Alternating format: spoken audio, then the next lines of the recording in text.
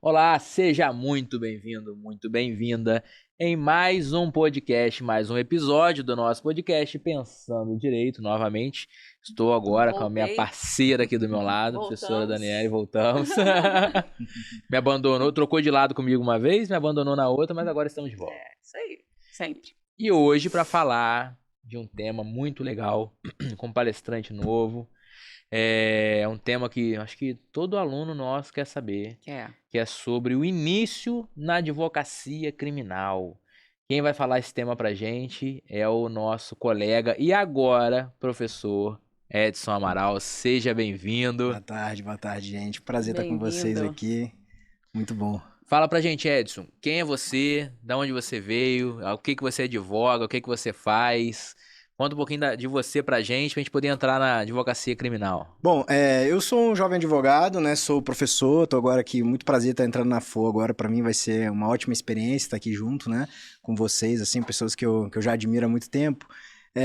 Eu sou como eu falei, terminei meu doutorado, eu sou mestre e doutor em Direito Penal, fiz minha formação no Rio, lá na UERJ, e advogo aqui em Volta Redonda. Advogo há pouco tempo, me considero um jovem advogado. Então, assim, meu escritório tem 7 anos que a gente trabalha, eu milito só na área criminal, então tive essa oportunidade também que é um pouco, vamos dizer, um pouco rara para um jovem advogado que inicia no mercado, conseguir trabalhar com uma coisa só. E eu consegui entrar nisso também graças a... A gente vai conversar sobre isso, né? Mas graças também a montar uma estrutura, ter um sócio, né? O Pedro, que esteve ao meu lado sempre, e a gente conseguia... Quer dizer, eu tive esse privilégio de poder ter alguém para fazer o geral, né? Assim, aquelas coisas do... vocês são advogados, sabem, né? Que aparece muito, né? O cível, né? Uma ação trabalhista No dia a simples, dia, né? coisas cotidianas. Então, ele sempre segurou a ponta nesse sentido, e para eu poder me dedicar somente na área criminal e, assim, dar aula, né? E conseguir conciliar essa vida, né? Com essa jornada dupla nossa de professor e advogado, né? Às vezes... E a Pois é. advocacia é uma profissão muito ciumenta, né? Assim, ela, às vezes, te toma todo o tempo que você não consegue ficar nessa disputa. Então, é mais ou menos aqui que eu me situo. Que É legal. interessante ele falar isso, né? Que você é um jovem Uhum. advogado e que começou dessa forma, porque muita gente, quando olha pra gente, né, que já tem um tempo aí na estrada da advocacia, e vê as coisas que a gente consegue conquistar, é um escritório que a gente Uhum. abre, né? É um case de sucesso que a gente tem. As pessoas sempre pré-julgam, dizendo: ah, mas na família deve ter alguém da área. Uhum. Ah, mas deve ter algum parente que tem alguma influência em algum lugar.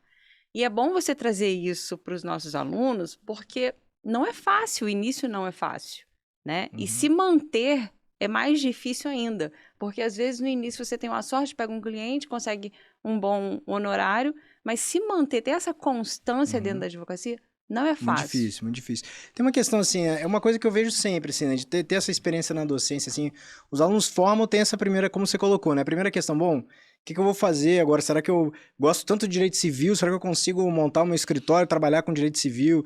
Ou mesmo criminal, né, que é aquela velha história da graduação, né, que os É. alunos se apaixonam mesmo por direito penal e Uhum. casam por direito, com direito civil no final. Eu tive a oportunidade rara também de casar e me apaixonar e casar por uma mulher só, né? Colocar assim, né? Porque foi pelo direito penal. Mas esse desafio, né, de você sair e poder. Quer dizer, o dia a dia, né, o passo a passo, né? Você monta. Vamos dizer, colocar assim, né? De linhas gerais. Você sai, aí primeiro. A primeira questão é, bom, como é que eu vou me colocar no mercado, né? Como é que eu vou... É. eu gosto, às vezes, você gosta mais de uma área, você faz civil e trabalhista. Será que eu monto meu escritório? Será que eu trabalho para alguém? Será que Uhum. eu junto com alguém, né? E esse ponto fundamental, Dani, que você trouxe, que é a questão da família, né? Assim, eu não tive nenhum familiar advogado, assim, né? Minha família sequer tem formação né, ensino superior, Superior. né?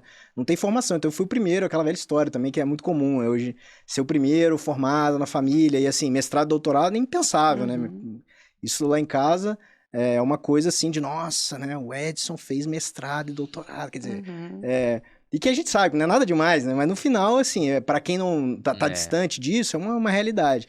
E, e aí começar do zero, assim, no início, eu relatar isso de maneira pontual, que é, quando eu saí também, fiquei diante desse dilema que todo aluno tem, né? Quer dizer, o que fazer agora, né? Como é que eu faço? Eu tenho que E no início eu não queria muito advogar, eu falei, eu quero ser professor, eu não quero advogar. Eu fiz estágio também, que é a realidade aqui de muitos alunos também, faz estágio em área pública, né? E fica um pouco apaixonado com a questão do concurso, né? Do Olerite, né? Fica apaixonado com o Olerite lá, eu tinha...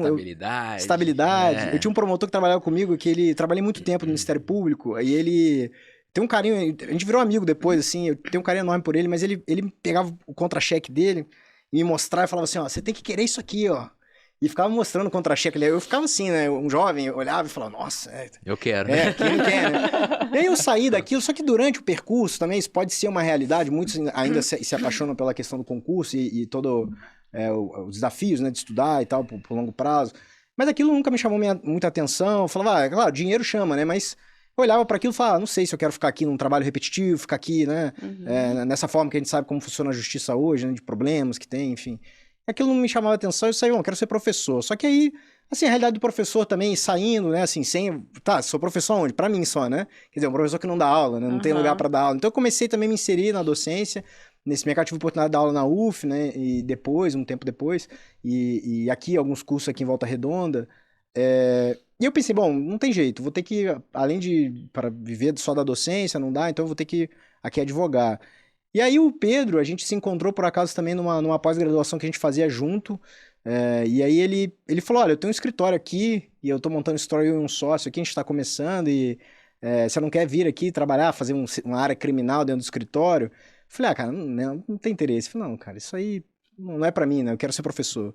Passou um ano desse meu projeto aí, entrei no mestrado, comecei a estudar no mestrado, passou menos de um ano, assim, uns 6 meses, eu falei, não dá pra viver o sonho da docência, assim, quer dizer, eu tenho que ter dinheiro, né? Tem que viver, tem que pagar a conta. E aí eu falei com o Pedro, mandei uma mensagem pra ele, falei, não, cara, eu quero sim, vamos começar isso aí, né? E aí entrei lá no escritório, que era aqui no Aterrado, no Plaza, a gente tinha uma estrutura que um dos sócios tinha montado, e ele utilizava lá e começamos. Aí era engraçado, porque a gente passava ali, isso é uma realidade muito, assim, eu tenho certeza, né? Porque eu passava horas conversando com o Pedro, assim, olhando pro nada. A gente ficava sentado numa cadeira com meu computadorzinho, assim, conversando. 6 horas, 7 horas conversando. Nada, fazendo nada, mas nada além de nada, assim. Sem nem cliente. Sem nada, não tinha nada. Não tinha nada, não tinha cliente. A gente tinha meia dúzia de cliente civil, que era juizado, uns trabalhistas lá, que é aquela velha semente que você planta e espera um dia colher, né? E ficava conversando, assim, eu conto isso pra todo mundo, 6, 7 horas, todo dia, conversando, não tinha nada pra fazer, não tinha... Até que um belo dia apareceu um habeas corpus, assim, eu falei, bom, agora, né? E a coisa vai, assim, o que eu posso dizer, sem ter essa questão da família, sem ter vamos dizer, o que a gente chama no jargão, uma costa quente, ou uma indicação, é claro, isso é sempre bom, né? E se você tem, abraça, né? Claro, ótimo. Se você tem um professor, se você tem um advogado que você trabalha e te dá uma porta, agarra com toda a força, porque isso vai te dar quer dizer, um diferencial enorme, enorme. Agora, se você não tem também, quer dizer, eu não tive, e fui. E aí apareceu o primeiro cliente, aí você vai, o primeiro habeas corpus, aí parcela 1000 vezes, aquela coisa assim, e vai pagar. As coisas simplesmente acontecem, assim. Eu falava muito com o Pedro, que era... Assim, eu sou bem cético para as coisas, assim, espirituais e todas, né? Mas eu falava muito, cara, quando a gente tá disposto a trabalhar, quando você quer, pode ser Deus, pode ser a energia, assim, a religião que você acreditar, o Deus que você acreditar, mas assim, quando você tá disposto a coisa, para que a coisa aconteça, realmente a coisa aconteceu, assim. E novamente, não tô aqui, não é papo de coach, não é... quer dizer, sabe, essa energia que você... Bom, eu quero acontecer, eu preciso disso, né? É o que eu tô colocando a minha energia. E as coisas foram acontecendo. Aí dali a gente montou o escritório, eu e ele, aí a gente foi, né, montando, assim, trabalhando. E como eu falei, tendo a oportunidade de trabalhar sempre com um criminal, assim, né? E ter enfrentado várias dificuldades, assim, pontuais de... Bom, é agora, né? Como eu falei, que é uma realidade. Estágio em área pública, aí você vai fazer uma distribuição. Você vai numa delegacia, você vai numa repartição lá, vai... E agora, né? Como é que eu trato? Onde é que eu sento? Eu lembro quando eu entrei numa primeira audiência, onde é que eu sento, né? E aí eu falava, bom, eu tive que ligar para um colega e falei, bom, onde é que eu sento? Ele falou, pô, não sei, não faço criminal. É possível. Aí você tem uma posição do réu, onde é que o réu senta, né? E às vezes, assim, claro, com um estágio, uma prática aqui, que inclusive você faz na faculdade, aqui na FOA, você consegue ter essa... Quer dizer, isso é um problema, é um problema meu. Mas, sabe, você vai se colocando diante das coisas, as coisas vão aparecendo, né? E vai fluindo. Mas essa prática do direito penal, do direito criminal, eu acho que, assim, as pessoas, quando saem da faculdade, têm muito esse receio de caminhar pro lado da advocacia criminal, um pouco por conta da prática. Porque é uma prática difícil, né? É. Por mais que a gente cerque o aluno de prática, a gente tente mostrar tudo, é uma prática difícil porque são muitos lugares para você ir. Sim. Né? Você tem a sua atuação na delegacia, você tem a sua atuação no presídio, sua atuação na casa de custódia, sua atuação dentro do fórum. E algumas coisas são sensíveis também, porque como é que você leva o aluno para acompanhar um flagrante? Sim. E aí ele fica ali vendido, né? Deu um flagrante, o que eu faço? E agora? Né? E agora? E aí, do seu ponto de vista, que começou desse jeito, o que ele faz? Bom, aí questões assim, né? Realmente, são vários ambientes, né? E são inúmeros mesmo. E realidades que às vezes você vai se deparando que também você não tá... Porque você imagina, né? Bom, eu tenho aqui uma audiência criminal, uma delegacia e uma prisão. É aqui que eu vou, né? Aí, num processo, por exemplo, que envolve um PAD, um processo criminal que tem algum PAD, um processo disciplinar, você fala, bom, agora eu tenho que atuar junto na corregedoria de um órgão. E aí você começa a ampliar. E outras coisas, assim, execução penal, que aqui, pra gente que tá no interior, a execução é no Rio, é uma vara de execução penal só, a gente acaba trabalhando, vamos dizer, remotamente na maior parte do tempo, né? Indo lá para despachar coisas assim pontuais. Mas esse primeiro desafio, assim, acho que o que eu posso dizer para quem se dispõe a isso, assim, é querer quebrar a cabeça mesmo. Eu falo por mim porque, assim, eu sempre fui um cara... Sempre quis aprender. Nunca gostei de entrar numa coisa e... me explica aí tudo, sabe? Eu queria estar sempre um passo à frente, assim. E não é nada prepotência nem nada, mas eu não achava muito sentido eu chegar num balcão, e nenhum problema quem faça, né? Chegar no balcão e perguntar assim, bom, como é que eu faço isso daqui? Isso pra mim, eu falava, eu tenho que saber isso. Quer dizer, eu não posso perguntar pro cara o que eu tenho que fazer, né? Eu tenho que saber o que eu tenho que fazer. Eu sou advogado. Claro, na prática, isso é ótimo, porque um cara quebra um galho lá e... Só que você tem que estar disposto a isso, veja. Então eu tô dizendo, a minha postura era muito reativa. E eu quebrei muito a cabeça por um medo de chegar e falar assim, não quero demonstrar que eu não sei, né? Ainda mais, muito mais novo, pensava assim, vou chegar lá, vou pedir uma informação... A pessoa vai olhar pra mim e fala, pô, esse cara não sabe nada. Mas às vezes não é sempre assim, né? A gente tem essa postura muito reativa com as pessoas. Nem todo mundo tá ali pra te julgar, pra te... Quer dizer, as pessoas estão às vezes pra te ajudar mesmo. E numa pergunta que você faz, pô, isso aqui como é que funciona? Isso aqui, você aprende uma vez. Você não precisa ficar lá, né? E claro, estudando sempre, né? Se atualizando. Porque, como você falou, Alan, tem coisas que... Não é livro que vai te ensinar, você pode dominar muitas muito. coisas quer na dizer, talvez a maioria, livro, né? que A maioria. vai ensinar. A maioria. Você vai... Bom, eu vou lá, né? Vou lá numa delegacia. Como é que eu faço num flagrante, por exemplo, lá? Primeira questão, claro, saber a lei, né? O mínimo. Então, você tem um mínimo ali, o básico. Dominou aquilo lá, o CPP, a regra do flagrante, que é a regra da prisão. Agora, com a audiência de custódia, né? Entendeu o regramento da audiência de custódia. Pergunta. Tem dúvida? Pergunta. Meu cliente já foi ouvido? Chegou na delegacia, agora o que eu faço, né? Meu cliente já foi ouvido? Você tá por quem? Ele vai te perguntar. O fulano. Beleza. Já foi ouvido? Não, vai ser ouvido agora. Beleza. Então, eu tô aqui, vou esperar pra ser ouvido. Posso lá falar com ele? Não, porque só tem um policial. Não, peraí, vou lá na... E aquela coisa do jeitinho também, né? Hoje em dia, sobretudo, delegacia é uma área muito... Quer dizer, não vou falar sem lei, porque claro que não é, né? E também, com todo respeito aos delegados aí que estão nos ouvindo, mas há uma... Quer dizer, nem tudo tá estabelecido na lei, e você pode ali, quer dizer, um policial chegar e falar, bom... Posso falar com o meu cliente ali? Ele fala, não, agora não dá porque só tem eu, não posso tirar ele. Sim. Ou não, vai lá e fala pela... Coisas assim que vão dizer, que você pode dizer, bom, mas é direito do advogado, ser entrevistado, ter entrevista com presa, etc. Quer dizer, às vezes não dá mesmo. E aí você vai fazer... Sensível, pois né? E aí você vai ver, o cara tem um policial lá, não consegue tirar o teu cliente. Que é, vamos dizer, ou um potencial cliente, uma pessoa que você nem sequer viu, a família te contratou e você chegou na delegacia. Quer dizer, entende um pouco esse lado também, né? É uma questão que eu sempre falo quando eu converso sobre esse assunto, que a gente tem que saber o limite, né? Do que é o que é direito nosso, quer dizer, e do que é o momento que dá também, o que não dá, né? Não é ser subserviente, nem a juiz, a promotor, a delegado, mas assim, você tá lá numa realidade, vamos pegar esse exemplo. Tem um policial, teu cliente tá preso. Você fala com ele, eu tenho direito lá, posso lá falar com ele? Ele fala, não, agora só tá eu não posso tirar. Você fala assim, não, tudo bem, então eu espero o tempo que for, mas eu não vou, ele não vai prestar depoimento enquanto também eu não conversar com ele. O que isso vai te custar? Esperar. Aí ele vai falar assim, beleza, o que eu já sei, o que ele já sabe, que esse advogado não vai embora, quer dizer, o cliente dele só vai prestar depoimento se eles conversarem. Só tá eu aqui, então eu não consigo tirar agora também. Então ele vai ter duas saídas. Ou ele vai realmente esperar chegar um outro policial pra fazer, ou ele vai dar um jeito. Se ele dá um jeito, resolveu, teu trabalho tá feito, né? Você foi lá, conversou com o teu cliente, prestou depoimento. Agora não, não vai conseguir. Você vai tomar um chá de cadeira que faz parte também, enfim, não é só da advocacia criminal, a gente sabe.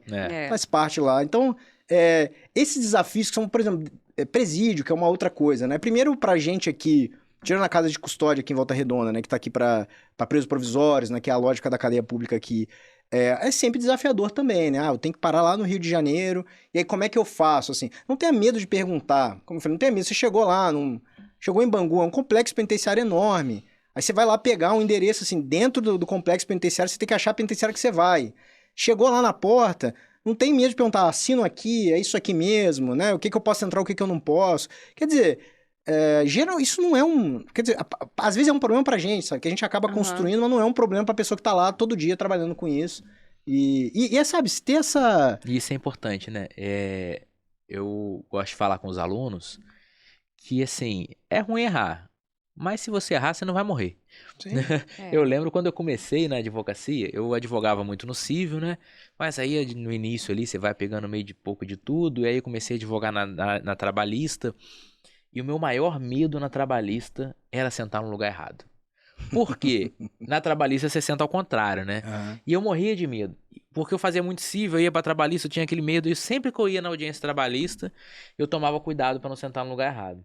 E aí, depois de anos advogando, aconteceu de eu fazer uma audiência trabalhista. O que aconteceu? Sentei no lugar errado. Mas eu tava nem aí pra isso. Quando o juiz falou, mas você tá por quem? Eu falei, é verdade, excelência, troquei o lado. Mas assim, aí eu já não tava mais nem aí, porque eu não tava naquela tensão de estar começando. Aconteceu, não tem problema nenhum. E se acontecer no início também, não vai morrer. E você precisa errar pra poder aprender os caminhos certos. E o que você falou é uma grande verdade. O servidor, na maioria, que tá na maioria desses órgãos, ele tá acostumado. Com muita gente tá começando, tá acostumado a ensinar. Tem muito servidor que adora ensinar. Eu já conheci muito policial civil que ele adora ensinar. O cara tá lá acompanhando o flagrante, não sabe nada, o cara ensina até como funciona a lei, como é que funciona o flagrante, e ajuda o advogado, sabe? Isso é muito legal. Não tem que ter esse medo. É super normal ter, mas não tem que ter. Agora, o que ajuda a não ter também é você passear por várias áreas enquanto você está na faculdade fazendo estágio. Com certeza. Né? Isso vai ajudar em muito você não ter esse medo, ou vai diminuir o medo. Né? Então, por isso que a gente frisa muito aqui no curso isso, né? Tem que fazer estágio. Primeiro período eu falo. Primeiro Sabe período. qual é a hora de você estagiar? A partir de agora, no primeiro período. Mas estou no primeiro período, não sei nada. Exatamente. Vai aprender, né? Começar você vai aprender a conhecer... lá e aqui dentro. Se você faz um estágio no primeiro período no juizado, aí no terceiro você tá ali na defensoria pública, aí lá pro meio da faculdade está no MP, e depois cai no escritório que faz criminal, você já conhece praticamente tudo. Aí você sabe transitar na delegacia, sabe transitar no MP, sabe despachar com o juiz, você já conhece. Aí você já vai acostumado, né?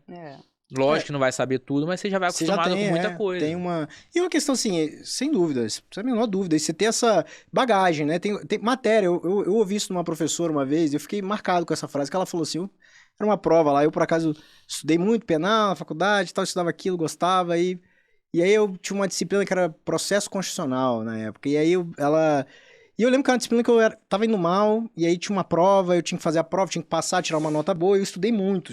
Peguei e falei, vou estudar. Estudei, fui muito mal na prova, muito mal. Aí eu cheguei pra professora lá com aquele sentimento genuíno, né, que os nossos alunos chegam, genuíno. Cheguei e falei, professora, é o seguinte, aí ela olhou pra mim e falou assim, eu esperava mais de você e tal. Aí eu fiquei mais mal ainda, né, aí ela falou, aí eu falei, professora, mas olha só, eu estudei tudo, eu estudei o máximo que eu consegui, não tinha como. Aí ela falou, olha, mas é uma coisa, calma, tem uma questão que tem matéria que exige uma certa maturidade. Você não vai entender processo constitucional se você não tem um domínio ali de um processo civil ou de um direito administrativo. Então, assim, você tem que caminhar mais. E é normal, a graduação às vezes é isso. A graduação é uma quantidade infinita de disciplinas, é muita informação. Você tem que caminhar em outras disciplinas para entender um ponto específico. Então, essa questão exige uma certa maturidade, né? É claro, não é, e a gente sabe, não é que um endosso do... então vai vir do céu, né? Então, quer dizer, você vai fazer tudo e vai aprender. Quer dizer, estudar é um ponto fundamental. Claro. Estudar, pegar, quer dizer... Bom, eu tenho uma audiência para fazer, e isso, às vezes, a gente cai muito. Acontece comigo, assim. Às vezes, um ponto que você acha que você sabe, que você lembra, né? Aí você vai falar, pô, eu acho que é assim. O prazo é 10 dias, o prazo é 15. Então, você tá se sabotando por... Não é preguiça, mas pela comodidade você acha que já sei. Aí você não consulta. Quer dizer, isso é sempre uma questão nossa. A questão do erro, por exemplo, né? É a coisa mais normal do mundo, né? Quer dizer, erra-se o tempo inteiro. Mas pegar um estagiário, meu estagiário lá, erra e a gente corrige. E quer dizer, não é um erro punitivo também, né? É um erro que serve de aprendizado. Sim. Claro, você tá lidando com a vida de uma pessoa, com às vezes não só a confiança, não só o dinheiro, mas a relação que você estabelece com o teu cliente, que é sempre no criminal, em todas as relações, né, profissionais que envolvem advocacia, mas no criminal a confiança. Às vezes o cara não tem nem a família mais do lado, só tem você mesmo. E vou depois falar de outro mito, que é o mito do medo da advocacia também, quer dizer, o sujeito só tem você, quer dizer, nem a família mais, às vezes acredita no cara. Então, ele tá te pagando, quer dizer, você vai ter medo de um cara que só tem você. Se você virar as costas pro cara, quer dizer, o cara não tem mais ninguém mais mesmo, nem família, nem namorada, nem esposa, nem nada.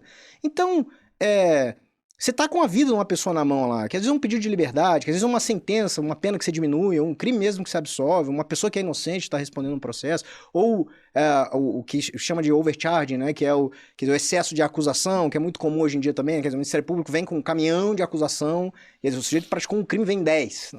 Uma delas vai colar lá, Quer né? dizer, uma vai, mas quer dizer, mas tem 5 acusações, 3, às vezes 3 que não tem sentido, uma causa de aumento de pena, uma qualificadora que não é bem assim, então a gente tá ali por isso. Então ter o domínio da técnica, ter uma maturidade jurídica. E a maturidade, felizmente ou infelizmente, vem com isso. Vem com, primeiro, conhecer todas as áreas, ser curioso, né? Estudar, ler, né? Ter essa... Quer dizer, isso é com a vida, né? Estudando, trabalhando, tendo contato com outros advogados também, né? E o papel da OAB, sem dúvida, é decisivo nisso, não só dos eventos. A própria universidade já te dá isso, Sim. né? Se pegar aqui a FOA, por exemplo, quer dizer, todas as oportunidades que você tiver de transitar, não só no direito, no outro curso que você pode ir aqui, ainda mais um campus, a gente não tá falando uma... Quer dizer, a faculdade de Direito, né? Eu nem sou favorável a esse discurso, eu sou favorável a campus, tem que ter campus. Não tem que ter faculdade de Direito, não tem lá as arcadas do Largo São Francisco, né? A USP, quer dizer, é uma faculdade de Direito, tem a UF Niterói, também a faculdade de Direito. Quer dizer, isso, pra mim, não faz muito sentido. Faz sentido você colocar um aluno aqui num campus e que ele possa aqui ter a oportunidade de ir no evento lá do serviço social, no evento da psicologia, quer dizer... Tá aqui, isso vai dar para ele uma bagagem. E não é do direito, talvez, mas é de compreender teoricamente o mundo mesmo, compreender as relações humanas. E nisso, assim, quer dizer, se você não entende nada de contrato, não quer dizer que você vai ser um péssimo advogado, mas se você entende de alguma coisa de contrato, quer dizer, serve para você, primeiro, né? Para o seu contrato criminal. E serve para você o domínio da responsabilidade civil, do direito civil. Quer dizer, é um embasamento, né? Isso tudo vem junto, não tem como separar depois, né? Não é uma coisa que depois está com você, não sai mais, né? É aquela coisa. A gente conversou sobre isso, né? Em alguns episódios. Inclusive um deles até com o presidente da FOA. Falando exatamente isso. A importância de você transitar em outras áreas, não só jurídicas, e quanto isso ajuda a gente no exercício da nossa profissão também. E é o que a gente vem fazendo no curso, né? Agora, recente, nós tivemos um evento junto com o curso de serviço social para falar de adoção, que é um tema super conectado. Isso é muito importante. Muito. Agora, duas dúvidas que os alunos trazem muito para mim na minha área e eu tenho certeza que trazem na sua também. Tô começando. Como conseguir o primeiro cliente? Como conseguir clientes? E outra dúvida muito, muito importante que eles têm. Estou começando na era digital. Eu preciso abrir um escritório ou não? E aí? Olha, questões muito importantes, né? A primeira questão é que eu acho que, assim, o melhor cliente, ou melhor, para mim, isso... Quer dizer, eu posso dizer assim, eu tive a oportunidade também de encontrar grandes advogados nessa trajetória, né? Desse tempo que eu passei no Rio, indo... Assim, de ter meu orientador, o professor Nilo Batista, então ter contato, ter um grande escritório no Rio também, o professor Fragoso, tem escritório do Heleno Fragoso, né? Que ele... é professor da UERJ, também advoga, tem um grande escritório, Nelly Machado, tem grandes escritórios, assim, e que eu tive a oportunidade de ouvir de muita gente, assim, o melhor meio de captação é o teu colega advogado. O advogado vai te trazer os melhores clientes, os advogados. Então, quer dizer, ter uma relação, um grupo, tá todo mundo formando.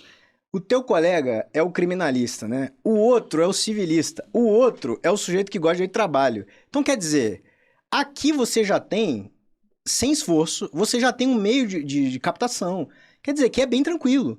E quer dizer, vem os melhores clientes. Porque o teu colega ali, ele vai despontar no direito de trabalho. Vamos colocar lá que ele, por acaso, ou tem uma família, ou tem... E ele despontou lá, ou deu certo, começou a trabalhar do zero e começou a despontar lá no direito de trabalho. uma hora, outra, e acontece com frequência, esse sujeito aqui vai vir um cliente e falar, doutor, você não faz criminal, né? Eu vou falar, não, não faço. Não faço criminal, então não gosto. E quer dizer, primeira coisa que ele tá fazendo, perdendo dinheiro. Ele. Porque ele já tem uma ponta aqui. Se ele fala com você, fala, eu tenho um cliente aqui que tá precisando de uma ajuda pro filho, pro parente, etc. Você quer fazer? Você fala, beleza. Aí você se encontra lá, e aí já começa por aqui. Segundo, hoje em dia, assim, eu não sou dos mais versados nos meios digitais em termos de publicidade. Tem esses meios, eu não... Quer dizer, eu ainda penso um pouco uma moda antiga, né? Eu confio muito nessa relação, não só do nome que você constrói na praça, e eu como jovem advogado, é um processo, né? Então a gente não sai do zero, quer dizer, é um processo. Eu advogo há 7 anos, é pouco tempo em termos do que é uma tradição na advocacia criminal, mas assim, vai se construindo, né? Quando eu comecei, ninguém olhava lá pra mim, só que eu tinha uma coisa, na faculdade, olhavam pra mim e falavam, o Edson faz criminal. Meus primeiros clientes todos vieram de colegas, todos. Todos, sem exceção, vieram de colegas advogados que não faziam. E no início, sequer ganharam nada. Porque era aquela coisa meio que assim, né? Informal. Tô aqui, me procuraram aqui. Ele também não advogava. Às vezes a pessoa também estava meio perdida. E te passava lá, eu fechava o contrato, sequer dava um retorno pra pessoa. Depois eu falei, não, a gente precisa profissionalizar isso, né? E aí comecei a conversar com meus colegas. Falei, não, é justo que você tenha uma fração desse contrato que eu vou fechar aqui. É claro, pela indicação. Ou perguntava, você quer atuar comigo nesse caso aqui? A maior parte do tempo eu só falo, não, cara, não é a minha área criminal. Mas eu falava assim, olha, às vezes pra você conhecer, né? E assim, a pessoa, não, minha área é civil e tal. E a mesma coisa a gente fazia com relação a outras áreas. Lá no meu escritório, por exemplo, com o Pedro, a gente tinha sempre essa oportunidade de centralizar algumas coisas e fechar parceria em outras, né? Então, por exemplo, áreas mais específicas, direito tributário, família, sucessões, essas áreas são mais... que era a área do Pedro, basicamente, de trabalho previdenciário. Então, as áreas que a gente não tinha domínio, a gente sempre chamava um parceiro. E dessa forma. E da mesma forma que esses outros escritórios, que estou falando também de jovens escritórios, não estou falando aqui de grandes escritórios, colegas. E colegas que você vai conhecendo na prática, no dia a dia, seja no... Quer dizer, só na faculdade, se você pensar, né? Devem formar o quê? 30, 40 alunos, né? Por semestre, imagino, né? Então, 30 alunos, tá, mas vai uma parte para o concurso. Beleza, mas o cara não tem 3 anos de prática da noite pro dia. Ele vai ter que advogar, algo ele vai ter que fazer, né? Então esse sujeito também já tem aqui a primeira ponte. Ou ele vai ter alguém também que precise de um advogado, Pois porque ele não advoga. Porque não faz. Então isso já vira um grande laço, né? E a questão hoje em dia que eu tava dizendo, que eu não sou muito versado, é esses meios digitais, né? Quer dizer, vai lá, montar o teu blogzinho lá no Instagram, também não é nenhum crime, né? Eu não faço, mas assim, também não condeno quem faça lá. Quer montar lá teu blogzinho... Pô, vou começar aqui a divulgar meu escritório, ou divulgar minha prática, meu cotidiano aqui, começando. Quer dizer, às vezes é importante, né? Sobretudo um ponto, assim, às vezes para ganhar confiança também, de você ganhar ali... Quer dizer, eu tô começando agora, também eu tenho que me posicionar no mercado de alguma forma. Mas é muito importante. Então, assim, nem todo mundo tem esse perfil. Normal. Mas quem tem, vai... Põe a cara, quem sabe aí você consegue até ter outros meios de captação além desses, assim, né? E respondendo a tua outra pergunta, Alan, dando essa volta toda, escritório, né? A questão é assim, escritório é sempre uma questão operacional. É que eu penso assim, bom, se você tem oportunidade, e quando eu falo oportunidade, tô falando também, né? Quer dizer, oportunidade financeira, né? Não só oportunidade que é o momento, também o momento certo para isso. Mas você consegue montar um pequeno escritório? Abraça, vai, põe a cara. Quer dizer, o que pode dar errado? É dar errado, você ir para outro lugar. Quer dizer, você ir trabalhar para um outro... Mas quer dizer, você é advogado, a profissão que você escolheu, você gosta, você abraçou isso, vai lá, põe a cara. Começa, a gente começou no escritório lá, assim, não tem como mostrar foto disso, mas... Não tem um grande escritório hoje, mas a gente começou com uma cadeira, uma mesa, uma cadeira, 2 mesas, 2 cadeiras. Era exatamente isso. Assim, era isso. Aí depois foi uma luta, vamos comprar um sofá. Na época o sofá era assim, foi R$2.000 o sofá. Aí a gente falou, vamos comprar um sofá. Como é que vai pagar 2.000 no sofá? Aí o Pedro falava pra mim assim, não tem como, pô. Vai pagar 2.000 no sofá, pô, mas ninguém usa sofá. Quem senta no sofá no escritório? E aí era aquilo, aí a gente foi, pô, coloca aqui coloca um negocinho aqui, coloca uma poltrona aqui, coloca uma planta ali. Ah, tá muito feio, porque tá muito cinza, né? Vamos colocar uma plantinha, vamos colocar um outro armário. A gente precisa agora de... Na época ainda eu peguei um pouco dessa... Não transição, mas ainda tinha muito documento, muita coisa... Hoje em dia eu acho que já é impraticável você reter documento de cliente, né? Mas ainda peguei um pouco desse final, né? A Dani advoga há mais tempo, sabe, né? Que pegou isso. Pastas e pastas de pastas, arquivo. né? Eu ainda peguei, eu ainda tenho uma pastinha lá dos meus clientes, assim, de documentos sensíveis e tal, do cliente. Então, a gente precisa de um arquivo, coloca o arquivo. Então a coisa foi... Quer dizer, não tenha medo também de começar, faz parte. Quer dizer, não, eu tenho dinheiro, vou montar um grande escritório. Faz também, pô. Quer dizer, é uma oportunidade que você tem, que às vezes você vai ter outro chamariz pro teu escritório, né? Agora, outra coisa que é muito comum também, nesse laço de amigo que você vai fazer, todo mundo sai, não é difícil, uma pessoa tem que ser muito fechada, né, para não sair com um amigo ali, pelo menos um grupinho de 5, 6 pessoas, 3, 4 pessoas, né, às vezes até mais, dependendo da turma, né, mas você sai daquilo ali, monta o escritório com o teu amigo, quer dizer, quantas e quantas histórias, você começa lá com o teu amigo, divide aluguel, quer dizer, pega uma salinha pequena, põe 3 pessoas, aí vê como é que vai fazer, cada um atrai, né, monta uma coisa pequenininha, isso aí tá no... Quer dizer, dá pra todo mundo mesmo, não tô falando aqui de você chegar e colocar 40 mil numa sala de investimento, quer dizer, eu tô falando de você chegar e juntar lá, quanto que é um ar? 2 mil, parcela, pô, junta 3 pessoas, vê como é que você vai viabilizar isso, claro, apoio da família, quem pode, tudo começou, amigo, abraça, vai dar certo, entende? E vou crescendo, não, agora eu tenho necessidade de montar o meu escritório agora, qual é o problema? Aperta a mão do teu coleguinha lá, fala, ó, foi bom até aqui, agora eu vou seguir meu caminho, vou trilhar aqui. Quer dizer, a trajetória de muita gente, inclusive de grandes pessoas. A gente estava conversando aqui, né, de grandes advogados, faz parte, né? Às vezes você começar, não ter esse medo, sabe, de às vezes dar a cara a tapa um pouco, né? Arriscar um pouco. E não pensar assim, né? Eu tenho que começar num escritório legal. Você tá perdendo grande. tempo. Tá perdendo. Enquanto você fica pensando em começar grande, você não começa. Não começa. E tá perdendo cliente. Só perdendo, quer dizer, tá perdendo. Eu vou montar um grande escritório. Pô, não é a realidade de todo mundo, né? Você tem lá uma família que tem um escritório, pô, meu pai, minha mãe tem aqui um escritório e tal. Abraça. Aí é isso que às vezes às vezes acontece muito também, né?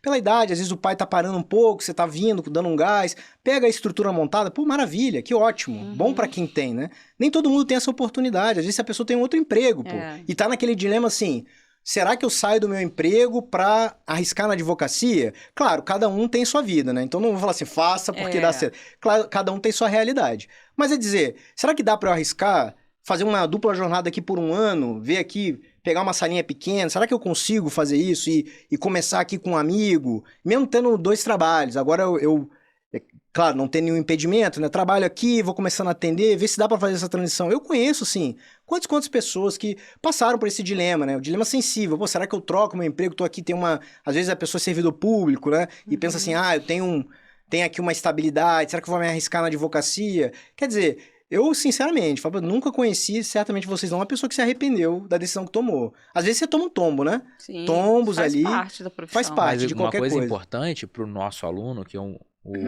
público majoritariamente novo, né? É não ter medo desse erro do início, de arriscar.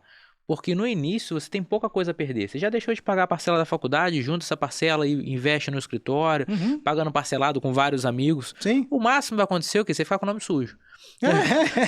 Mas se você for postergando isso, aí daqui a pouco você casa, você tem filho, você começa a ter muito mais responsabilidade, né? Lógico que a gente tem a realidade de muitos alunos que começam mais tarde, mas enquanto você é mais novo e você tem menos responsabilidade, e o engraçado é que o aluno novo ele não enxerga isso, que ele tem menos responsabilidades, assim, coisas para administrar, né? Sustentar uma família. E para esse pessoal que tem essa responsabilidade maior, essa sua dica é muito importante.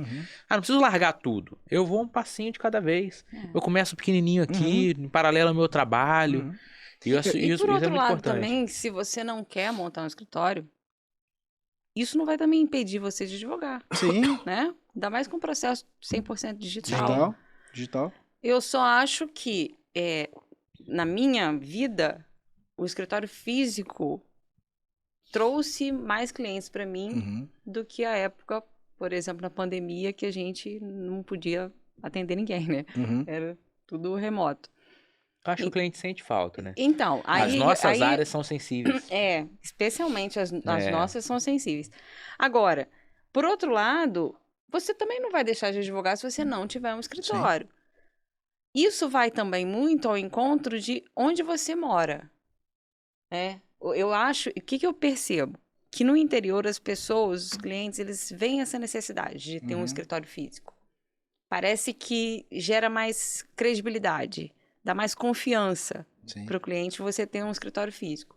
Mas eu conheço pessoas que estão aí advogando e não têm escritório, atendem no escritório compartilhado da OAB e atende em casa mesmo. Então, assim, isso não é motivo para você Pra não fazer. fazer. Sim. Agora, eu acho que a dica de ouro que você deu, que poucas pessoas que estão começando sabem, é sobre o seu colega trazer seu cliente. Porque eu acho que as pessoas, e os nossos alunos principalmente, têm uma ideia assim: tive um problema criminal, tive um problema de direito de família. Vou entrar no Google para ver qual é o melhor criminalista que existe. Não funciona assim não. O cliente, ele procura o advogado que ele conhece. Sim. E aí o advogado que ele conhece não faz aquela área e vai indicar ele para alguém. Sim. Uhum. Fazer Sempre. esse contato é muito importante. É aquela velha história também do... E comentando a questão do escritório, né? Eu também acho, eu sempre pensei assim, desde o início, eu pensava muito na questão do escritório de... vamos ter que ter o meu espaço, assim. E eu usei muito esse espaço, às vezes também para, como eu falei, no início era vacas magras mesmo. Então eu estudava. Eu pegava lá, falava, pô, tem que estudar. Eu ficava estudando lá na sala. A gente pagava aluguel para estudar. Mas quer dizer, mas não era um tempo perdido, né? E aí foi crescendo. Mas depois eu comecei a perceber isso também, né? Quer dizer... Poucas pessoas, vamos fazer remoto, tal, tem um problema que não consigo no escritório, mas você tem um lugar físico ali, tem essa questão também dessa relação com o trabalho, né? Digo, com espaço de trabalho. Eu tenho isso. Eu também. A Dani falou, tem pessoa que não tem, né? Mas quer dizer, eu tenho isso. Eu tenho que trabalhar, esse negócio de casa pra mim, de ficar lá de bermuda, assim, cara, pra mim é ir pro trabalho, né? Então assim, ir pro trabalho, eu sei para assim, eu tenho que estar no escritório pra fazer tal coisa. Mas dá pra fazer de casa. Claro, quando você não... Às vezes o dia, né? Você não consegue conciliar a agenda. Você vai fazer em casa mas mesmo. Ter um espaço para você ir lá, assim, sair um pouco de casa e sentar lá e projetar a carreira mesmo, pensar. Como eu falei, nesse tempo que a gente ficava, no início, assim, foi uns 6, 7 meses nessa luta, assim, da gente dividir mixaria mesmo, junto, pegava nós dois lá e falava, isso aqui que deu. E nesse início, era pensar e ficar prospectando. Como é que a gente vai fazer? Como é que a gente vai captar? Quem que eu vou falar? Será que a gente pensava assim, bom, será que eu vou então nos escritórios das pessoas que eu conheço aqui, me apresentar lá, falar, tudo bem, eu sou fulano aqui, e você lembra de mim, né? Então, eu faço criminal, se precisar de alguma coisa e tal. Porque esse vínculo que você tem que ter, quer dizer, é um vínculo que é pro resto da vida, são colegas advogados que você vai encontrar por longos e longos anos. Estabelecer essa relação de confiança. Depois que o primeiro deu certo, às vezes o processo, como eu falei, no criminal... Uma outra coisa também que a gente tem que lidar também é acostumar a perder, né? Perde-se muito, né? Quer dizer, a gente tem a terceira maior população carcerária do mundo, não é porque tem muita gente solta, tem muita gente presa, o que é ótimo para advogado, né? Quer dizer, o meu orientador falava, o professor Nilo falava assim, quanto mais gente presa é melhor para advogado. Mas não é por isso também que a gente não vai denunciar abuso, prisão ilegal, etc. Mas a realidade é essa, quanto mais preso, melhor para advogado criminal. Mas o fato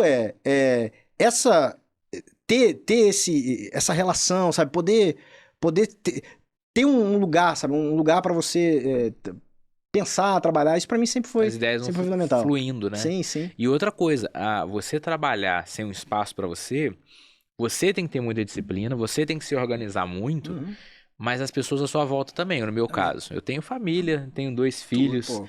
Hoje eu tinha uma audiência para fazer, 1h40. Aí eu falei, poxa, eu não vou pra FOA porque a internet pode dar problema, mas vou fazer de casa mesmo. Nisso que eu vou fazer de casa mesmo, minha esposa, já que você tá em casa, Agora toma, né? vou deixar a Manuela aí. Aí a Manuela estava dormindo e eu fazendo a audiência, rezando pra não acordar. Pois é. Porque se acorda, ferrou, o que eu vou fazer, né? Pois é. Então, tenho todo o entorno, né? Várias vezes, eu tenho meu escritório em casa, eu tenho um espaço lá, que assim, todo montado mesmo, e várias vezes eu trabalho de lá. Tem horas que eu trabalho da FOA, mas quando eu tô trabalhando lá, o meu filho tá... Pai, já acabou de trabalhar? Fica em cima. Então é a organização do entorno também. E o que você falou, você tá no seu ambiente de trabalho ali, com seu colega, só você, as ideias vão surgindo. Bem, não tem como. Quer dizer, aquela velha expressão popular, né? Mente vazia, oficina do diabo. Quer dizer, no sentido positivo aqui, né? Quer dizer, você pensa, né? Porque o dia de amanhã tá ali, as contas vêm, e as contas do escritório, que o teu novo escritório lá, vai ter que pagar lá um aluguel, um condomíniozinho, né? Uma luz, uma água, alguma coisa assim. Você vai ter que, às vezes, um parcelamento do ar-condicionado que você fez. Então você tem que começar... Isso te dá uma motivada também, motivação, pensar, bom, o que eu vou fazer então, né? Como é que eu vou projetar minha carreira, assim, em curto prazo mesmo, em curto prazo. Porque a longo prazo é isso, é trabalhar, não tem jeito. Abraçar, o caminho é longo mesmo, todo mundo sabe aquele velho bordão, né? Na advocacia você começa a ganhar dinheiro com 10 anos. Eu garanto, dá pra ganhar dinheiro antes, mas quer dizer, talvez... O que eu penso, né, com isso, dessa frase, né? É porque é claro, porque em 3 anos, ninguém te conhece, quem te conhece é teus amigos. É meia dúzia de advogado lá, entendeu? Você tem ali uma audiência que você faz, um colega que vai, um evento que você conhece alguém. Mas quer dizer, mas é isso, porque o tempo te dá até uma cara de mais maduro, não tem isso? As pessoas não têm cara, né? Aquele ali tem uma cara de mais maduro, etc. Então, vai te dando uma bagagem, que você vai tendo uma tranquilidade. Sempre estudando e olhando pra frente, né? Olhando pra frente. E, claro, faz parte de qualquer profissão, ainda mais gente, né, nessa área que é autônomo, né? Então, você tem que pensar o dia de amanhã, as pequenas coisas, os passos que você vai dar, se às vezes não é maior que tua perna, né?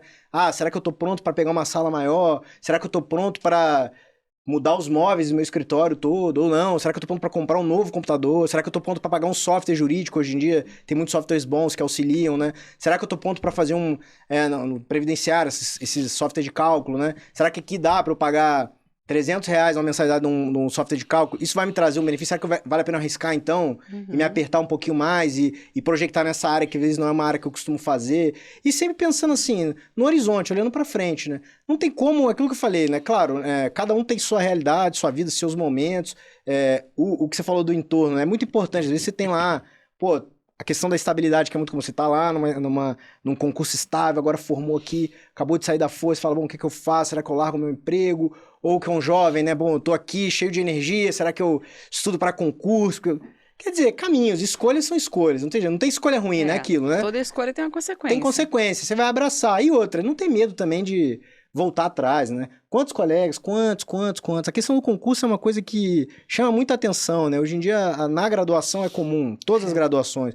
Todo mundo sai, não, eu quero ter estabilidade, eu quero passar no concurso. A advocacia, o que era, vamos dizer, de sempre, até o início dos anos 90, no início dos anos 2000, que era quer dizer, todo mundo queria ser advogado, né? Ninguém queria ser concursado, porque não sabia o que seria, né? Constituição 88. Então, ninguém sabia o que ia ser a magistratura hoje. Ninguém sabia o que ia ser o salário de um defensor do Ministério Público hoje. Então, ninguém, no início dos anos 2000, as pessoas não... Quer dizer, o que era isso? As magistraturas fazendo suas próprias regimentos, leis. Então, quer dizer, não tinha nada assim... E aí as pessoas, não, a advocacia, o caminho da advocacia. A coisa foi tomando a proporção que tomou, e a advocacia ficou uma coisa meio assim, né? Ah, será, né? Não gosto muito. Porque é um pacote, né? Você tem que ter saber lidar com as pessoas, saber lidar com o cliente, ter essa relação que é uma relação... quer dizer, não é apenas a questão técnica e a questão processual, Não, né? Você tem que saber se vender. Saber se vender, saber se colocar na frente do teu cliente. É um negócio, saber né? convencer. É um negócio, pô. É uma empresa. É uma empresa. Então, saber, assim, você tem... saber o seu valor. O seu você valor. Precificar um honorário. Quer dizer, um tópico que a gente não falou, quer dizer, não tem nada mais difícil que isso. O que eu posso dizer é o seguinte, cara, sobre esse ponto. A tabela da OAB, agora eles até atualizaram. Recentemente agora na nova gestão da Ana Tereza Basílio, ela fez uma nova tabela da OAB que parece que desceu muito no criminal, né? No resto eu não acompanhei. No criminal deu um balanceamento. Teve valores que desceu muito, talvez para se adequar um pouco da jovem advocacia, e teve valores que subiu um pouco.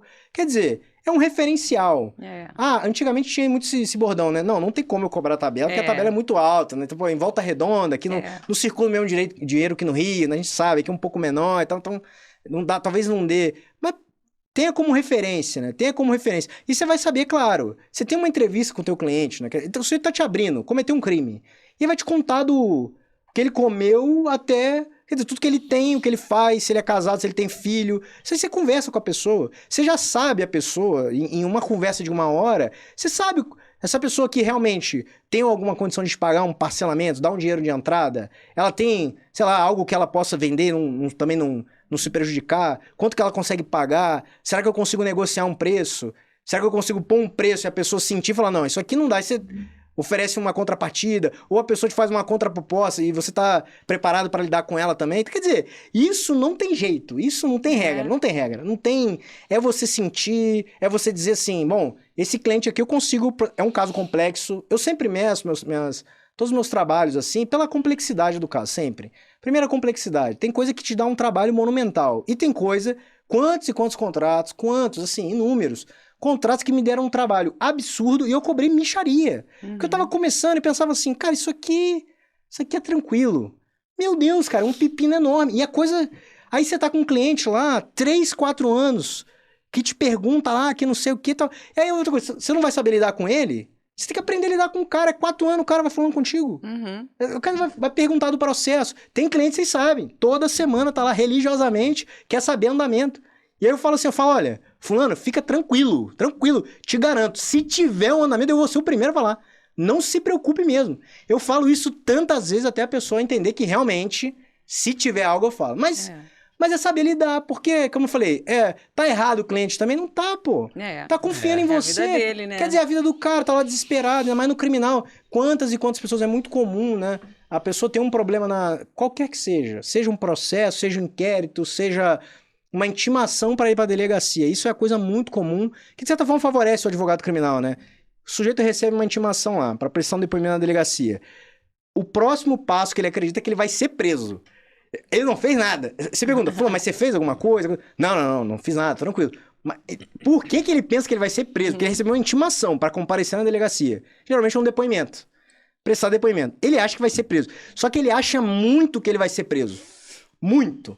Tem colega que é aquela coisa, né? Aproveita disso aqui e fala, bom, já que o cara acha que vai ser preso, então eu consigo precificar aqui, porque ele sabe, né? A corda não tá no pescoço do cara, mas a sensação é que ele tá, então você consegue. Eu não costumo trabalhar assim. Eu sempre honesto. Falo, ó, calma. Primeira coisa, calma. Você vai lá, prestar um depoimento e tal. E ainda assim, você explicando, você indo lá, quantas e quantas vezes esse mesmo cliente vai te perguntar assim, doutor, mas eu não vou ser preso?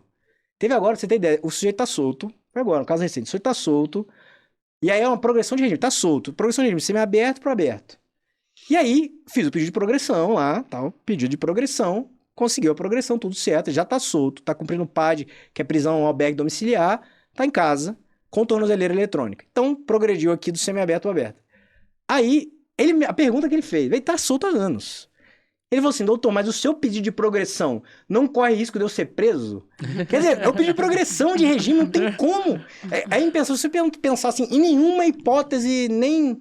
Quer dizer, você só tá pedindo um direito dele, fala assim, ó, você tem um direito, venceu o prazo, cumpre o requisito subjetivo e os objetivos, agora é progredir. Quer dizer, não tem como o juiz falar assim, não, isso aqui... Acho eu que vou prender, eu não né? vou dar, não. Vou prender.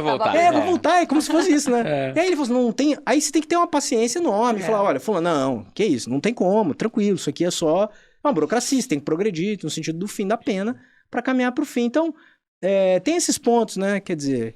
Agora, nessa questão de lidar com o cliente, e essa é uma dúvida que todo mundo tem, todo mundo que não é da área criminal tem, né? De como lidar com o cliente da criminal, porque são vários clientes, né? Você tem um cliente ali do homicídio no trânsito, você tem um cliente do homicídio doloso, e nós temos um grande problema que é o tráfico de drogas, né? Tem um cliente do tráfico. Como que é? Muita gente tem assim, mas tem o medo do cliente, como é que vai ficar a relação com o cliente, como lidar, o que fazer, o que não fazer. Tem advogado criminalista que não faz o tráfico, só faz ali o homicídio, tem alguns que não faz júri. Sim. Então, como é que funciona? Crimes sexuais, né? Tem gente que não faz crime sexual. Como é que é o seu ponto de vista? Olha, o que eu penso é o seguinte com relação a isso, assim, né? Primeiro que cada um sabe a advocacia que constrói, né? E desde o início, você sabe no primeiro dia lá, quando você faz lá o juramento e você já estudou o código de ética, né, pra passar na prova, então você, pelo menos alguma coisa, você já tem um domínio, e você faz o juramento ali e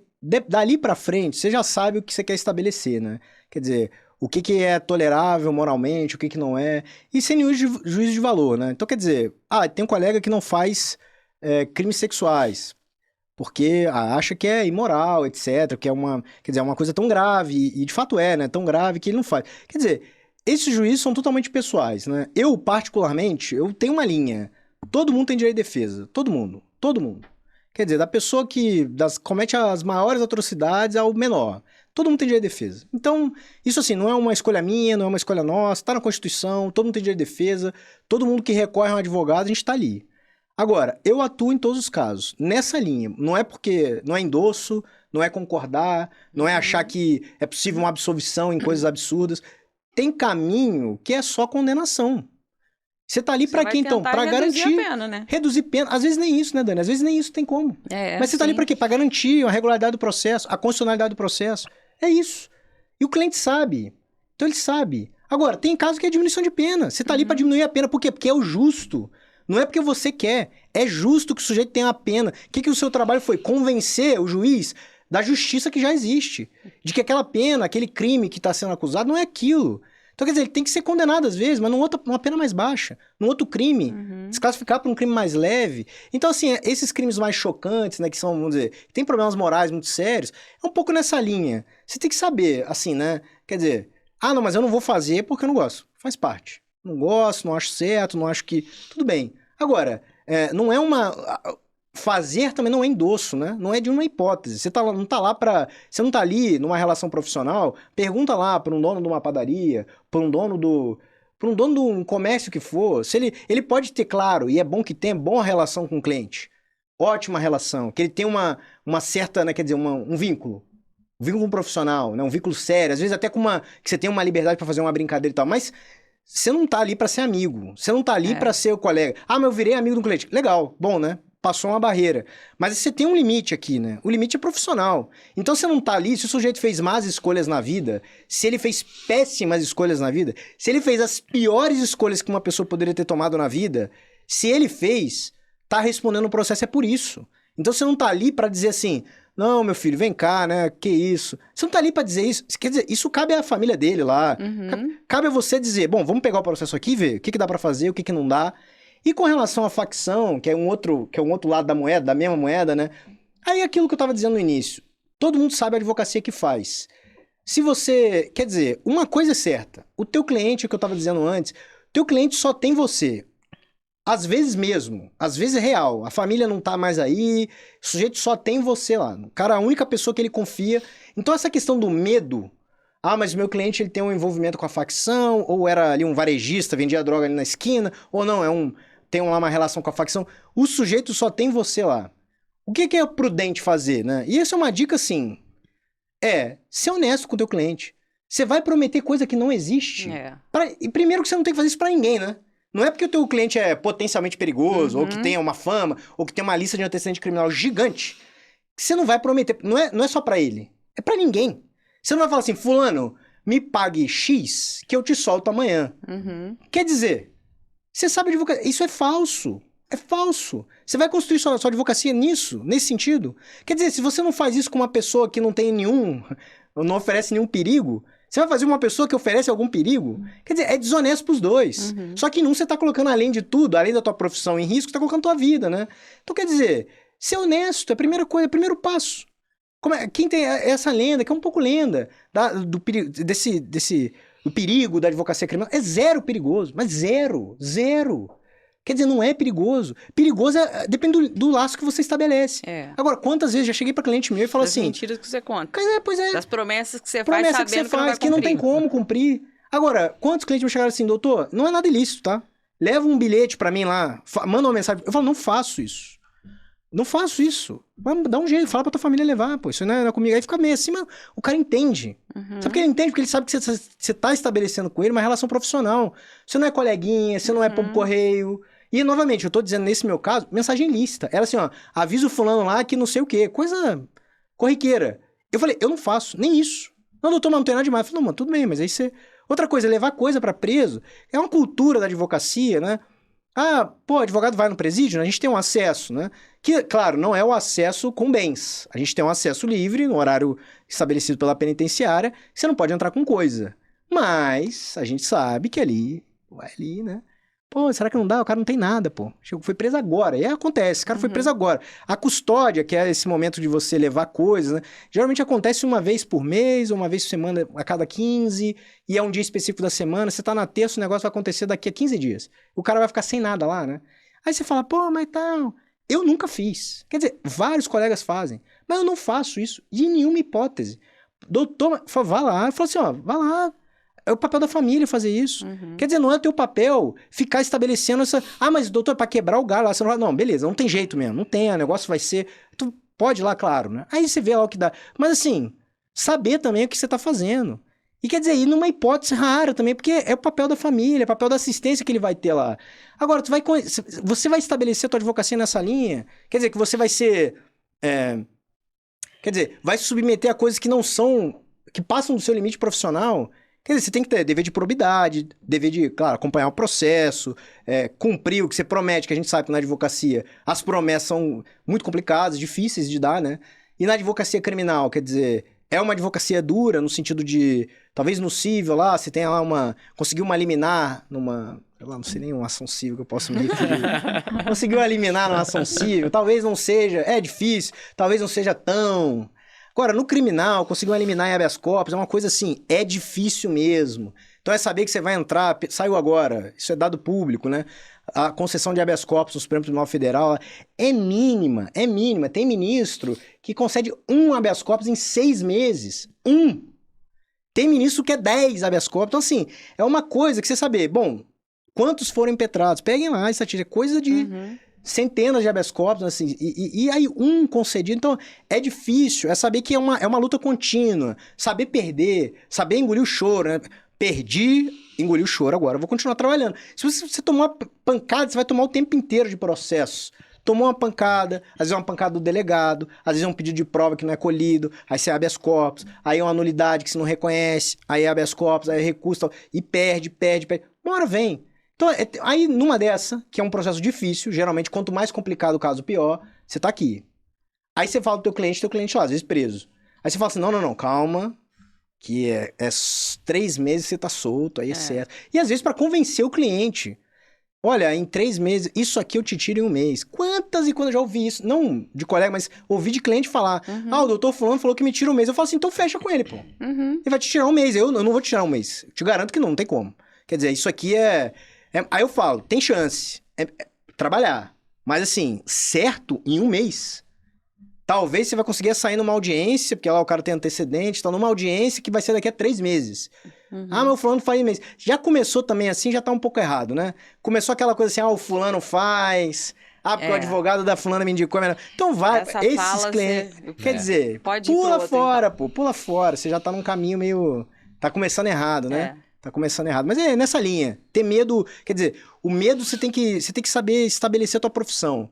Você vai ser pombo correio de recado? Vai ficar levando coisa na custódia lá? Eu vou porque... Quer dizer, saiba onde você tá entrando. Vou levar recadinho aqui, começa com recado lícito. Será que evolui pro ilícito? Não sei.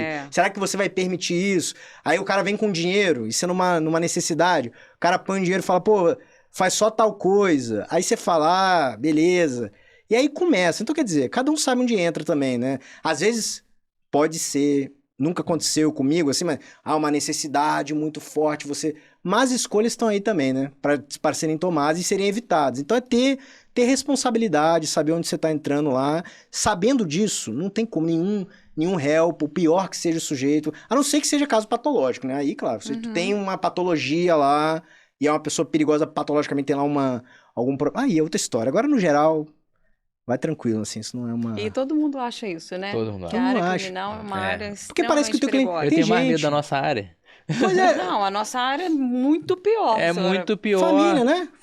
Família. Imagina uma coisa. Nossa, todo mundo ali com nervo à flor da pele. Olha, eu vou fazer uma questão, assim, os casos que são mais difíceis de tratar, mais difíceis, são casos que envolvem algum problema criminal, que às vezes não é um problema criminal, mas vai parar na justiça criminal, na delegacia...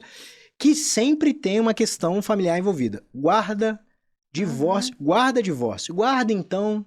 Quer dizer, tem um problema na guarda, a mãe ou o pai já começa com aquela história lá, agredindo, aí leva na delegacia, virou um problema criminal, aí às vezes vem uma medida protetiva, às vezes medida protetiva não só com a mãe, às vezes com a mãe com o filho ou a filha, e aí ao contrário, o pai vai lá falar que a mãe tá agredindo a criança, aí junta a foto, não sei o quê.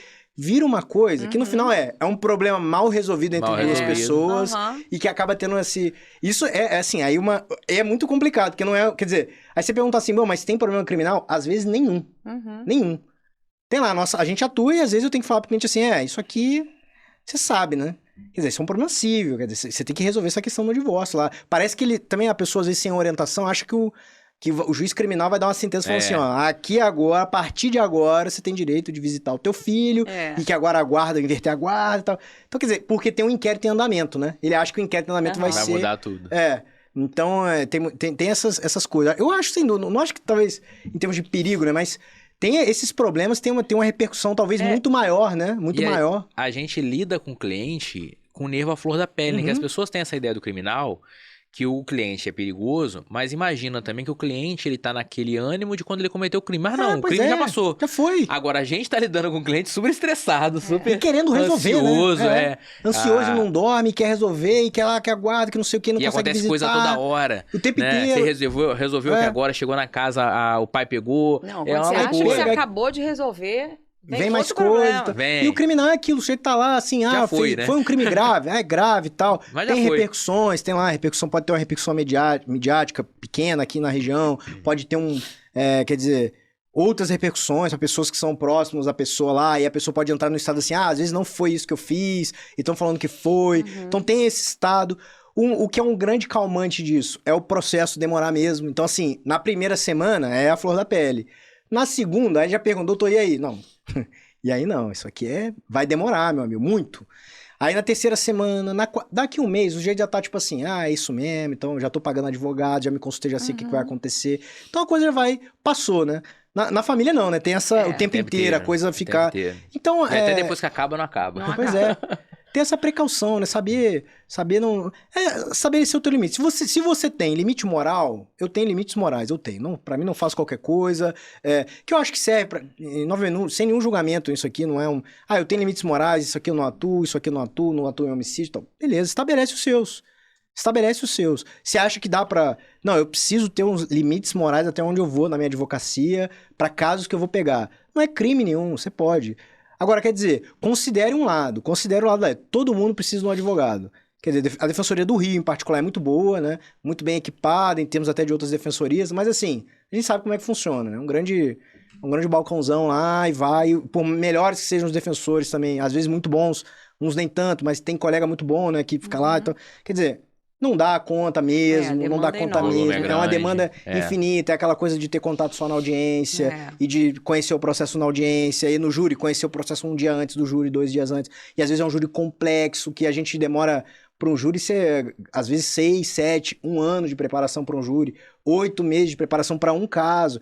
Aí o defensor vai pegar em 2, 3 dias ali, e por mais que ele queira muito, que não é a pessoa do sujeito, né? É o volume, de trabalho, demanda, né? Então é muita coisa, o cara não dá conta. Então, assim, é saber que teu cliente procurou lá, olha, ele tem direito de defesa, ele tem lá, é aquilo que eu falei, às vezes não é absolvição. O sujeito ali, às vezes, tem que ser condenado. Não é inventar tese absurda, né? Essa ideia também tem muito, né? Não só na advocacia criminal, do advogado que defende teses absurdas, como se fosse... às vezes até por parte de alguns servidores, de olhar para advogado e falar, lá vem o cara que vai contar a história da carochinha, né? Que você vai, como se você fosse chegar lá e falar assim, não, o sujeito não matou porque, na verdade, caiu o negócio, que bateu, não foi ele não tava lá. Quer dizer, isso é ficção, é série, né? Que você vai chegar lá com uma tese mirabolante. Às vezes o caso é muito mais feijão com arroz. Tava ou não com a droga, essa droga aí é dele ou não era, matou ou não matou, participou no homicídio ou não participou, deu o golpe ou não deu, participou do estelionato. Então, quer dizer, você tem um limite ali, né? Estabeleceu isso, assim, sabe o que tu pode pegar, o que você gosta, o que você gostaria de fazer, o que é mais desafiador. Não, eu vou em casos desafiadores, isso aqui vai me... Ou não, eu vou pegar... Mas tem que ter esse norte, né? Não dá pra ter o preconceito também de falar assim, o cara é estuprador, quer dizer, o crime é dele, pô. O crime é dele. Quer dizer, o crime não é teu. O crime não é teu. Se a tua relação lá é a relação constitucional dentro do direito de defesa dele, que é amplo, né? Quer dizer, o direito contraditório dele, que é o direito de... E pensar nesse lado também. O advogado, nessa relação, na relação processual, a gente sabe, é uma balança totalmente torta. Quer dizer, tá torta pro Estado. Porque pro réu, você tem delegacia... E a estrutura da delegacia, o Estado. Você tem o Ministério Público Criminal, que é muita estrutura. Você tem o juízo criminal. Então, quer dizer, não tem nada aqui que tomba em favor de você. Imagina essa história que veio agora da investigação defensiva, né? Então, imagina isso, né? A investigação defensiva bater de frente com isso aqui, pelo menos a delegacia. Vamos colocar aqui, Ministério Público, delegacia, contra o sujeito lá. Quer dizer, o sujeito vai mover quantos montantes de dinheiro para produzir uma boa investigação em favor dele. Então, quer dizer, essa balança tá pro outro lado. Então, você tá aqui, você é uma gotinha. E pode pegar até casos. Vamos pegar casos de milionários. Não é caso do fulaninho da esquina. Esse pior, né? Mas pega um caso de um milionário desse, uma grande operação, um grande esquema de corrupção, lavagem de dinheiro. Não muda a equação. É o sujeito aqui que tem lá bons advogados, claro, né? Caros advogados. Tem tudo lá. Mas do outro lado, a gente tem lá equipes, estagiários. Quantos estagiários operam numa promotoria? Quer dizer, qual é o tempo de um promotor de justiça que ele tem? Quantos laudos ele pode pedir? O promotor pede um laudo, dentro da estrutura do Ministério Público tem lá. O setor ali pede um laudo. Vai fazer um laudo. Vai lá você fazer um laudo do teu cliente, produzir um contralaudo num processo criminal. Quanto você vai gastar num período particular? O Ministério Público dá uma canetada. Vai lá, manda lá pro setor lá e faz. Ou a delegacia, manda lá pro ICCE, faz lá o laudo. Aí você vai produzir o laudo lá, vai produzir uma prova, assim. Então, quer dizer, é um trabalho imenso, que você tá aqui, né? Então, é ter coragem, enfrentar essas coisas assim, que faz parte da profissão também. Isso eu também acho. Acho que não dá pra ter medo. Se você tá com medo, controle o seu medo. Vai com medo mesmo? Vai com medo Vai com medo, mesmo. abraça. Mas não abrir mão disso, dos seus valores, dos seus princípios, que é isso aí. Com certeza você vai ganhar mercado. com Vai, isso, vai. Ó, Agindo assim. Maravilhoso esse tema. Eu acho que a gente conseguiu, o Edson conseguiu desmistificar Não, com vocês. essa advocacia criminal inicial para os nossos alunos. Foi incrível. Agora, eu não posso deixar você embora, porque todo fim de podcast nós temos um tradicional recado seu diretamente para quem está nos ouvindo lá naquela câmera lá. Na câmera do meio? Naquela câmera do canto. Do canto ali. Tradicional recado do nosso podcast. Bom, o que eu diria para os jovens advogados é estudar. Primeira coisa, estuda, abraça, aquela coisa que tua mãe te fala, sabe? Sua mãe pega no seu pé, seu pai pega no seu pé, sua esposa pega no seu pé e fala assim, ó, estuda, esse é o único conhecimento que não vai te abandonar, isso é de fato, não vai mesmo. Então, você se agarre a isso, estuda, se dedique no que você pretende fazer para tua vida, se você decidiu pelo direito, se é isso que você quer, abraça, estuda, que tudo vai fluindo, né? E ter sempre... pensar pra frente, né? Independente da tua religião, do que você acredita, pensar pra frente, né? Se jogar, se desafiar também. E é o que eu desejo pra todo mundo também, espero que todo mundo tenha esse ímpeto, essa garra, né? Que isso aí vai dar certo, independente do que você se meter, né? Pode ser desde uma atividade física até um desafio que você coloca na sua vida aí, é abraçar que dá certo no final. É isso. Maravilhoso. Maravilhoso. Esse foi mais um episódio do nosso podcast Pensando Direito. Trazendo a realidade do direito para quem está nos assistindo. Trazendo direito de verdade, direito aplicado à prática e trazendo toda semana cada vez mais conhecimento, né, Daniela? Isso aí. Toda quinta-feira, às 19 horas, lá no nosso canal do YouTube. Se você não se inscreveu, se inscreva, curte, compartilha. E não perca nenhum episódio. E manda a sua sugestão de participante, de tema, ou aqui nos comentários, ou lá no nosso e-mail, direito@foa.org.br, que vai ser um prazer receber as sugestões. E semana que vem a gente tá aí de novo. Até a próxima.